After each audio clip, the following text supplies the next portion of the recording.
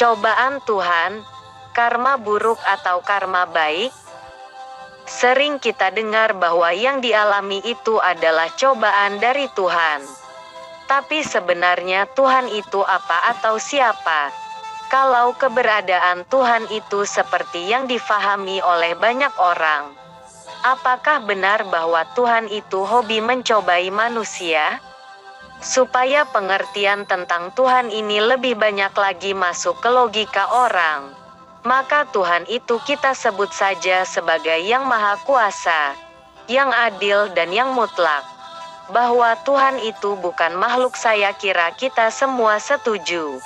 Sehingga dengan demikian Tuhan tidak mempunyai sifat-sifat seperti makhluk, atau sifat-sifat seperti manusia, yaitu pencemburu, murka, mempunyai nafsu keinginan dan sebagainya. Kalau ada seseorang yang sedang mengalami penderitaan, biasa dikatakan sebagai sedang menerima cobaan dari Tuhan. Namun sebagian kecil orang memahaminya sebagai sedang memetik buah karma buruk yang diperbuatnya di masa lampau. Dan tidak banyak orang yang paham bahwa kondisi yang menyenangkan itu ada kalanya merupakan cobaan juga kalau dikatakan sebagai cobaan. Pada suatu ketika ada seseorang yang menarik uang dari automatic teller machine atau ATM. Dia ingin menarik uang sebesar 2.500.000. ATM itu harusnya mengeluarkan uang sebanyak 50 lembar 50 ribuan. Karena ATM tersebut ATM 50 ribuan. Tapi yang keluar adalah 50 lembar 100 ribuan. Total 5 juta rupiah. Wow. Rejeki nomplok, pikir orang tersebut. Mari kita bahas kejadian ini. Rejeki nomplok dimaksud sebenarnya clear. Syah, halal atau tidak, menyenangkan atau tidak. Saya kira nyaris 100% orang akan mengatakan bahwa kejadian tersebut sangat menyenangkan. Padahal kalau kita tinjau dari sisi spiritual atau dari sisi ajaran agama, kejadian tersebut justru tidak menyenangkan atau merepotkan bagi yang menarik uang. Karena dia harus pergi ke bank mengembalikan uang kelebihannya sebesar 2,5 juta. Mungkin kalau ada dari 1.000 orang yang mengalami hal tersebut, saya yakin di negara yang sedang berkembang nyaris tidak ada yang mau mengembalikan kelebihannya ke bank. Dan dia akan mengatakan, toh bukan salah saya. Ini adalah rejeki yang datang buat saya. Dalam kasus ini ternyata guru agama gagal yang mencerahkan umatnya. Seolah agama tidak berdaya, tidak mampu memberi manfaat. Bahkan ada yang membuat manusia menjadi intoleran dan radikal. Kembali ke pokok masalah. Tidak mengembalikan uang ke bank itu adalah merupakan perbuatan dosa, atau membuat karma buruk. Yang menjadi korban adalah petugas yang mengisi kotak-kotak uang ke mesin ATM. Yang seharusnya kotak uang berisi lembaran-lembaran uang 50 ribuan. Telah tertukar. ATM diisi dengan kotak uang yang berisi uang lembaran 100 ribuan. Tentu kemudian petugas tersebut yang akan dituntut oleh pihak bank atas kesalahan yang sudah diperbuat. Untuk bertanggung jawab menutupi kerugian yang sudah terjadi. Dan kalau itu yang terjadi, artinya si petugas pengisi kotak uang ke ATM tersebut memetik buah karma buruknya. Dan bagi si penarik uang di ATM dengan kelebihan 100% itu yang benar adalah merupakan cobaan dari Tuhan buat dia. Katakan saja begitu. Bukan memperoleh rejeki nomplok.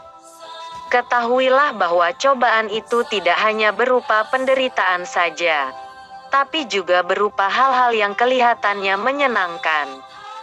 Bagi si penarik uang kalau kelebihan uangnya tidak dikembalikan ke bank, maka sebenarnya dia telah berbuat dosa. Tidak lulus dari ujian, tidak lulus dari cobaan. atau tepatnya telah membuat karma buruk, suatu ketika akan memunculkan penderitaan. Akan tetapi kalau yang bersangkutan mengembalikan uang kelebihannya ke bank, maka orang tersebut telah membuat karma baik, di mana suatu ketika kalau situasi dan kondisinya sudah tepat akan memunculkan kebahagiaan. Sekali lagi kejadian tersebut bagi si penarik uang sejatinya adalah tidak menyenangkan dan merepotkan, akan tetapi memberi peluang berbuat karma baik. Sekarang kita bicarakan persoalan yang mirip dengan itu. Jika misalnya ada seseorang yang menemukan selembar uang di jalan senilai 100.000, yang benar yang perlu dilakukan oleh yang bersangkutan sesuai dengan ajaran agama yang benar itu seperti apa? Apakah akan dianggap rejeki nomplok? Apakah dibiarkan saja biar orang lain yang mengambilnya? Atau apakah diambil saja uang tersebut kemudian diserahkan ke polisi? Misal uang tersebut bukan 100.000 tapi 100 juta. Biarlah polisi yang mengembalikan uang tersebut kepada yang empunya. Bagaimana caranya? Tentu polisi punya cara yang benar. Menyerahkan uang seperti itu ke polisi mungkin saja dapat dilakukan di negara yang sudah maju peradabannya, atau negara yang rakyatnya sudah makmur. Tapi kalau di negara berkembang tak mungkin hal itu dilakukan, kecuali oleh orang gila, oleh orang yang memang sudah kaya, atau oleh orang yang sangat baik, yang batinnya sudah sangat maju dan berkualitas.